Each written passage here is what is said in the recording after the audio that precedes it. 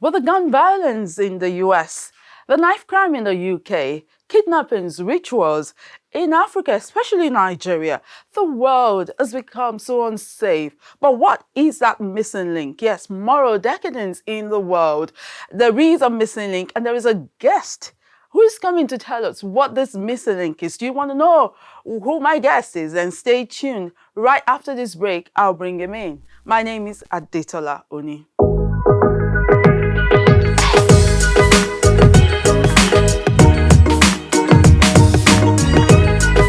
When moral values fail at home, it will impact on the nation. And that is why we're talking about moral decadence in our society today and what the missing link is. My guest today is an internationally acclaimed family life strategist with 18 years track record, yes, transforming some of the very difficult families.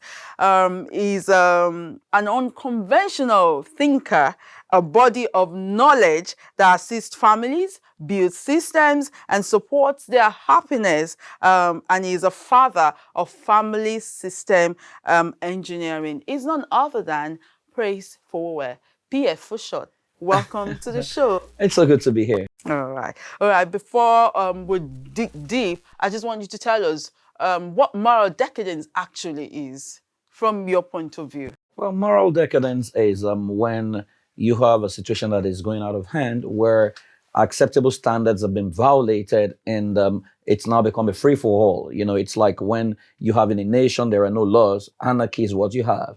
So it's a form of anarchy in the social sector, social space, or family life space in the community where the right standard and moral values, it's no longer existent. And, it's akin to what they call the post-truth.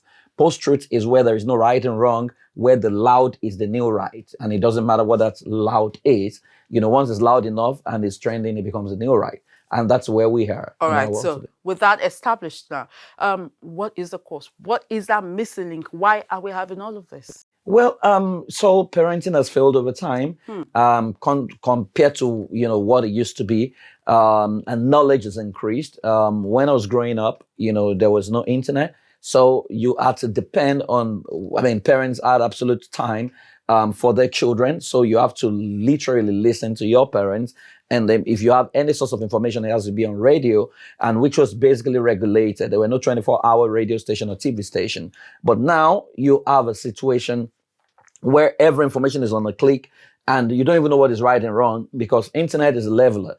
So you have a situation where parents have now become the new children and the children are now becoming the parents.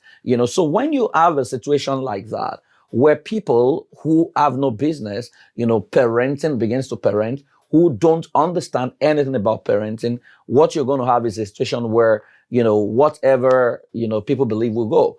And once you have lost what it means to be a parent, because the word parenting is actually someone who can bring forth, which means someone who is responsible enough. I just want to pause you there. Because you've mentioned like two things now. You've talked about technology. Yeah. You've talked about internet. You've talked about people who do not really have the business being parenting now. Yeah. So I'll take you up on a technology aspect. Okay, maybe I could even link the two.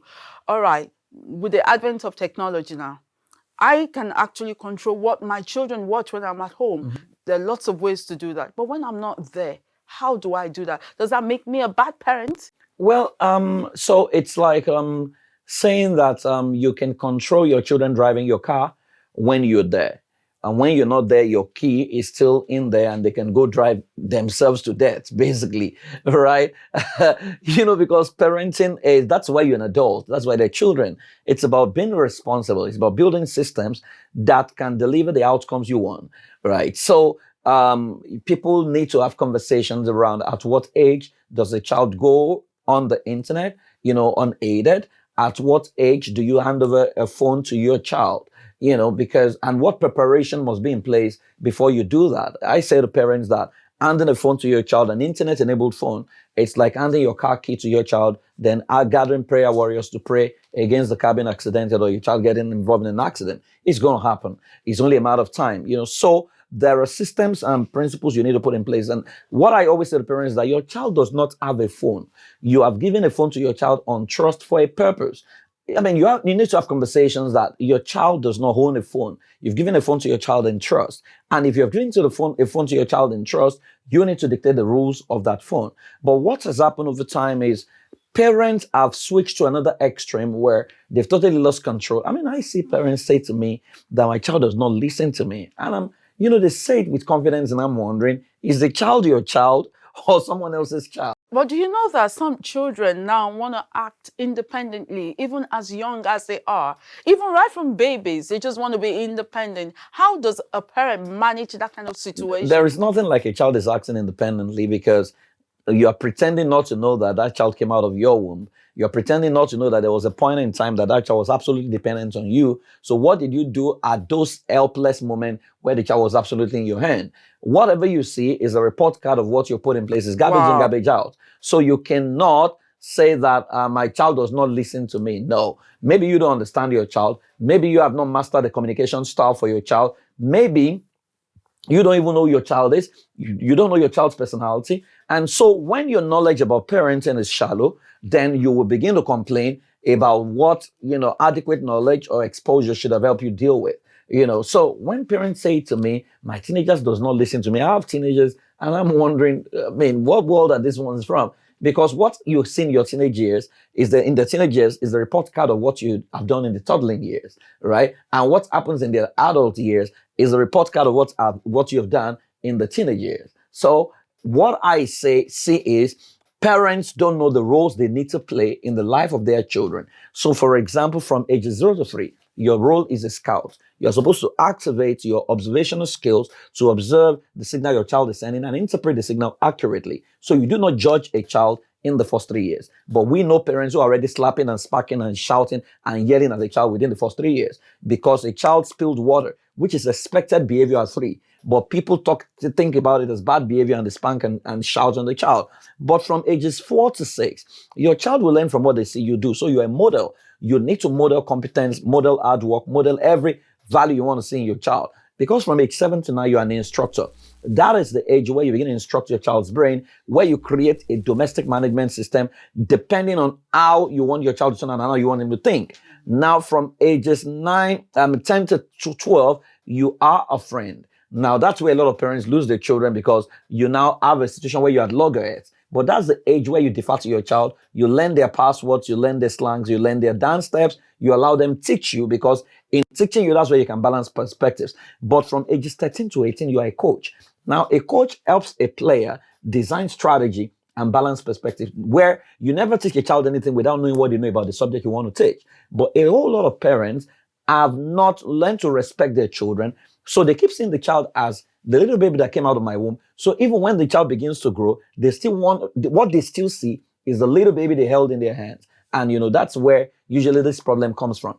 And the moment you don't set the right system, your child becomes susceptible to what the environment or the society dictates. All right. So should a parent be a parent or a friend? You actually mentioned that. You've got to be both. You've got to be both. So at what point do you switch? Because, okay, I want to talk to you, my son. Let's talk about what happened. Who are the girls you're dating? Blah, blah, blah. So at what point do you stand firm and say, now I am your mom or I'm your dad? I'm not your friend at this point. I don't think you need to do that. The moment you begin to say, I'm your dad, then you are no longer the dad. The child should know that you are the dad. The mom should know you're the mom. Right? If you have to remind me that you are my mom, then you're not my mom. Right? And so respect is reciprocal. We don't really respect children, in many instances because we have a sense of entitlement. Respect is earned, right? And so you need to model what you want your child to learn. I said to couples, for example, the way you talk to your spouse will affect the way your children will communicate with you and the way they communicate with themselves. So many a time, the adults in the life of the children don't live the right life, don't model the right life, then they just expect the children to turn out right. It doesn't work that way. So is it safe to say that moral decadence in our society is 100% the fault of parents? Well, again, you can't say it's 100% the fault of the parent because the parents themselves are victim of what the society is dictating and they're victim of what their own parents have done to them. Never forget that a lot of parents grew up with trauma. and you see hurting people hurt others, you're going to pass trauma to your child. And that's why people shout and yell, because they don't know any other way of resolving issues or of handling issues. Never forget that anybody can talk. Communication is how I ever learned. Not many people are ever patient to learn communication. So I can say to you as my daughter, Tola, stand up from that place and go to that place. Now, I have commanded you. Now, I have not communicated into the greatness that resides in you. But I can look at you and say, Tola, you know, you're the most beautiful girl in the world. You know, you're my girl, that is girl, and I love you. I was just wondering where you're sitting is very good, but it doesn't befit my princess. I'm wondering if you could move from there to this place. And if you can move in there, I'll take a snapshot with you and I'll post it on social media, because this is more befitting of a princess, right? But if you don't feel like leaving, it's still okay. What are you going to do? You're going to move, right? I have moved you with respect, with honor, and you're going to respond to me because I've communicated, I have not talked. What we do most times is we talk as the children, and it was Mike Murdoch who says, trapped in every human being is a king and a fool. The one you speak to is the one that responds to you. So most of the time, we don't speak to the royalty in the children, we speak to the fool in them, and the fool responds back. Then the fool in us also responds back. Then it becomes a game of, Before I actually ask you about the different parenting styles, you know what you said, I just imagine an African parent saying all of these. Yeah. I don't have you because you live in the US now. Yes. Maybe you're beginning to think like I've always been a like Westerner. that. I've always talked to my children that So way. do you think, okay, well, I could be like that, but do you think that parents in Africa would actually think that way? Well, if they don't think, will it work for them? it will work. Because some children, until you scream and shout, they probably won't even hear you. Because that's what you've believed, that until you scream and shout. Even there are dogs you don't need to shout or scream hard, right? It's about communication. If I speak to you with respect, you will respond to me. But if I speak to you with disdain, you will also repel me. But don't you think that some parents are like that because of the way they were brought up? That's why you cannot blame them, because that was what was passed to them. But should we continue what was passed to us? So at what point should we change our mindset about parenting? At the point where you before you even get pregnant, that's when you need to begin to go for lessons. So it should be intentional. Yeah, you got to be intentional about parenting. You need to learn. You need to actually do a trauma check and find out if there are pains in you that you need healing from. Because if you don't heal, you are going to damage your child, and that's what a lot of parents are doing. All right, so let's maybe you give us different parenting styles, so that we'll pick the ones that we think suit us, or should we take all of them? Well, I think that there has been several schools of thought. They talk about the authoritarian and all, but I don't want to dwell in there. What I say to parents is this, all right? You can be the preacher. The preacher is the rules and regulation kind of parent, who gives rules and regulation, don't do this, don't do that. But the preacher has a fear in his mind. The fear is, I don't want my child to turn out right because of what people will say, so it's driven by fear, right? But you have the matter. The matter is that kind of parent who feels that everything the child does is our responsibility, so blames himself for everything the child is going through. But you also have the sponsor. For the sponsor, money is the name of the game. Those ones just drop money. We went for and took some children for an excursion in South Africa, and the parent actually gave a child, I think an 11-year-old child, $10,000. So what was that for? When we asked, of course, the child was buying all kinds of things. So when we asked, where is your father? He said, I can't remember the last time I saw my dad. Wow. So you find a situation where he's trying to bribe the child. But you have the hero. The hero is the kind of parent who, understands the limitation and they're willing to learn. They understand the social media challenge and they're willing to play in that space. They're humble enough to understand, study the children, and they're willing to collaborate, because if you're dealing with Generation Z and Generation Alpha, it's totally different from Generation Z and Generation X. For Generation Z and Alpha, is co-creation, collaboration. Now, many of us didn't have that with our parents because our parents impose things on you. For them, they want to be part of the decision-making on what to eat. They want to part of the decision-making on where we're going for vacation, right? So you can't slap it on them. If you slap it on them, they're going to sabotage you, right? So you want to have a conversation with them to know, what do you think? And that's why I always say why and how becomes the basic question you need to ask them. So why do you think this way? How are you doing this? Right? Have a conversation with them, because the moment you take them to a place where they own the narrative, they will defend it, they will promote it. But if you impose it on them, they will sabotage it and you won't even like yourself. You see, while you were talking, I just figured I had the picture of my father flash Yeah. in my face. I would dare not sit down. He would tell me, this is what we're doing. And nobody should ask him any questions. And well, that's what has produced a generation that cannot think and that cannot question status quo. Oh, okay. So, can we say that is part of why we have all of this decay in the society? Absolutely. Because we couldn't innovate because they imposed everything on us. They told us what to do. What to Now, eat, part of the brain development of any human being is the capacity to question things and the capacity to be able to disagree with you, right? But we don't believe children should disagree. We believe that we know it all, even when we don't know it all. So you find a situation where, our parents domesticated us and they call it discipline. Because the word discipline is Latin word disciplina. Discipline means to groom, to disciple, to instruct, and to help. Within the context of discipline, there's no yelling, there's no spanking, there's no shouting. It doesn't exist. The second word there is the word domestication. Domestication means domesticatus in Latin, which means to clip wings, right? Or to tame, which was what our parents did. And they actually use it. I'm going to tame you in this house. I'm going to tame you. So they thought that was discipline. That was domestication. The third word is punishment, which is the Latin word punire. Punishment means to inflict pain and to avenge, right? So every time they wipe your bum bum, they are inflicting pain, but they call that discipline. Don't you think that it worked for us then? Well, if it worked for you, why is your continent not the most developed? But we didn't have so much decay then, like No, we do because now. we were hypocrites, right? We were hypocrites. We were deceiving ourselves that we didn't have.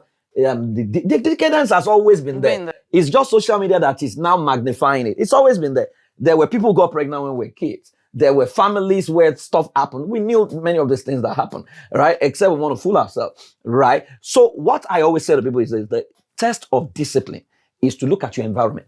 A disciplined people will produce a disciplined environment.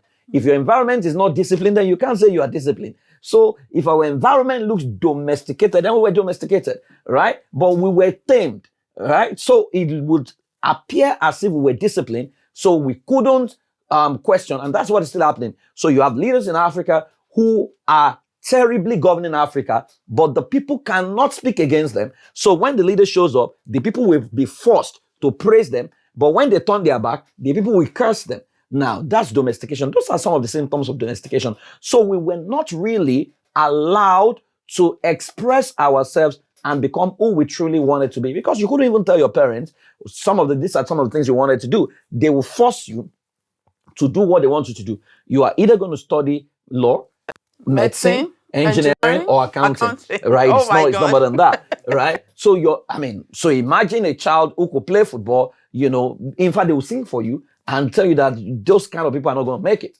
and things like that. They were not bad.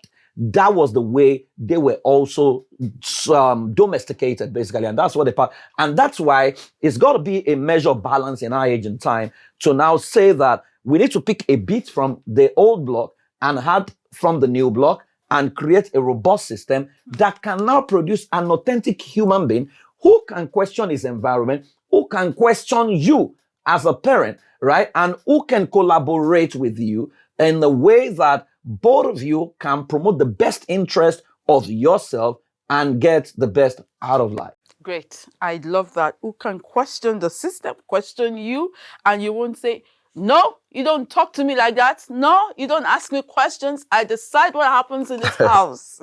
Oh my God. I'm just beginning to remember all of those things that I heard when I was growing up. Those were the things they told her, and that's why we became very timid and had low self-esteem, because we were never really confident because our parents lead. I mean, I can't remember the first time I started sitting with my father to have a conversation with him, he was already 60. Wow. Oh yeah. Because even when my father died, his cup, nobody could drink from the cup.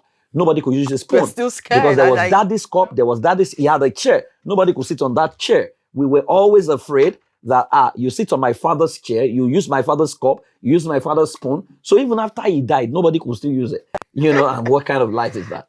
All right, let's move on and talk about workaholic parents. I believe that parents should work. Yeah. All these kids, they need better leads of life. But in the climate that I live now, I realized that when the mom goes to work, the dad goes to work, the child goes on the street. Yeah. How do we balance up? It's, How it's, do we work and still train up this child so that we would reduce this it's decadence about in the society? systems. You see, a child is like, a child has tabula rasa that is playing when it's born. It's your responsibility. The life of a child is literally in your hand. You can do whatever you like with it. And that's why I always say to people, never bring a child to this world if you are not going to be responsible for that child. Now, that a child is coming is not an emergency. It was something that both of you knew. So you ought to have developed a system that can help you get the best out of the child. My son and my daughter lives in Brampton, Canada. I am here in the UK. My wife is in Nigeria. She's going to bury her dad. But we have a system that is in place. How old are your children? My daughter is 11. My son is 14. Wow. Now we have a system that is in place. So now that my wife is not in Canada, I take over virtually. So we have a domestic educational system that we have created to raise them. So I am waking up. I'm awake like my 11 a.m. here in the UK is their 6 a.m. in Brampton. They are waking up. We're on Zoom together, taking their lessons for the day. When they come back from school, I'm back checking their work, right? So you cannot claim you don't have time, right? You need to understand that there is a way to train your children. My children are trained to do business, right? My son started selling newspapers because I needed to teach him how to understand money. And I remember that the first time he went to distribute newspapers and they paid him $20, all right? When they paid him his $20, I called him and I said, David, don't you think we should have ice cream? He said, why not, Dad? But I said to him, David, you are going to pay from your money. And he said to me, Dad, you don't know, I literally died to earn this $20, right? Dad, you know how many papers I had to distribute to earn? He said, Dad, the work is so difficult. I said, oh, really? So now you understand the value of money. You know how a dollar is made. He's gotten it. So if you give him money right now, he's not thinking of ice cream because he understands it. So you have a situation where a lot of parents don't plan for how to raise their children. If you plan, you won't have all these problems that people are talking about because the children are not going bad because parents are going to work. You can be around your child 24/7 and the child will still turn out badly. Because if you don't know what you don't know, you don't still know it. Proximity is not parenting. You can be close and you're still going to lose it because you don't have knowledge, right? So what I say to parents is you need to humble yourself to acquire knowledge, and also you now need to build system that can dictate the outcome that you want for your children. All right, finally, let's just leave parenting for a while and look at the educational system, both in the developed countries and the third world countries. How is it helping our children, and how is it fueling moral decadence in the society? You see, again, I don't think it's anything that is fueling anything, right? Because there are two questions every nation should ask when you want to create an educational system. Who do we want our citizens to become? How do we want them to think? So parents in Africa would say America is bad, American education is bad. But American education is bad. American education produced Mark Zuckerberg, produced Bill Gates. So the educational system in Africa that is good, what is it producing? Right? So all these bad children are the ones inventing everything you are using. So again, I think the people that want to be bad will be bad. No, but the claim now is that they probably removed some very vital, according to some very vital things from the curriculum. It's like not the responsibility. It's not the responsibility of the school to teach morality. Even religious studies. It's not. What is the religion that will stop people? People believe that if they know more about God, then maybe we'll reduce. Okay, Africa knows more about God. Has Africa become developed? No. Africa doesn't know more about. We just have so many churches. We're just too spiritual. We love to look for blame games. All right. School is a place of leisure. School is not a parent. If you have a school that is now serving as a foster parent, then you are lucky. But that's not their brief. You as a parent, it's supposed to raise your child for your child to be able to recognize what contradicts the values. I'll give you an example. My son lives in a house where I cook, everybody cooks, and everybody wash their plate. My son got to school, and they wrote in the textbook that daddy's job is to go to work and make money. Mommy's job is to stay at home and cook. And he resisted it in Nigeria to say, no, this is not correct, because our reality in our home is that every human being cooks, since every human being eats. Right. Now, he was able to resist that because we have taught him something totally different. So a lot of parents are blaming school, and they are pretending that as if the school is the new parent. School is not the parent. School can remove whatever they want to remove. My educational system in my family is intact.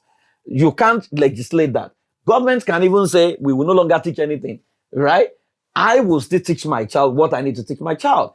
And that's why domestic educational system is one of the critical, ingredients every family must have. So there's what we call perceptual code. Perceptual code is a descriptive word that governs how you engage your child, how you relate with your child. So for example, if you say, every child in our family is dash, what is that dash? If that answer is royalty, then your family must now create an educational system that is called maybe the royalty. What that means is your children are going to learn about royalties across the globe, maybe once a week, or maybe even every day. If they do it every day, in 1 year, they would have done 365 studies. If they do it every week, they would have done 52 studies, right? So it's your responsibility to teach that. My father taught me how not to steal. It wasn't school, it wasn't Christianity that taught me that. It was my dad who taught me how not to steal. It was my dad who taught me punctuality. It wasn't in school. Because my father would say to you that it is arrogance for them to be waiting for you. It is humility for you to be waiting for them. Right? That was my dad. So there are things that can only be taught from home. Home training failure is what we are trying to blame school for. School did not give birth. School did not even know when you slept with your wife. They were not there when you gave birth to the child. School did not name the child for you. School were just standing on, they didn't even advertise that they didn't come and force your child. You took your child, which is why I check the school you want to take your child to. Is this school, is their value in conformity with the kind of thing you want to promote? And you can actually homeschool your child, right? It's an option. So don't blame school for your irresponsibility. You do what you need to do.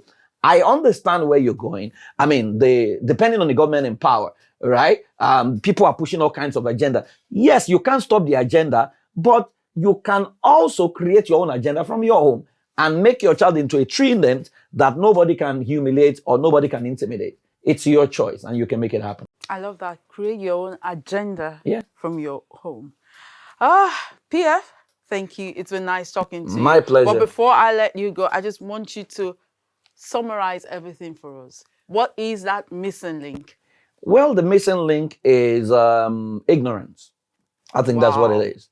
Ignorance of self, ignorance of parenting, ignorance of your child, and ignorance of what it takes to get the best out of a child, right? Buy the truth, don't sell it. Get knowledge. You don't know what you don't know. If you still celebrate 40 years from now, what you still don't know, you don't know it. So as you are celebrating your birthday, you're also celebrating your ignorance. So what you don't know, go after knowledge, find it, and apply. Once you apply, you'll be fine. Oh, thank you very much. It's been nice talking to you. I hope we'll do this whenever you're in the UK. Let's do it any other time. Right. Yeah. It's been a wild moment for me on the show. It's been like 20-something minutes, and I've so totally enjoyed myself. And the missing link, just like Praise Fowowe said, is ignorance.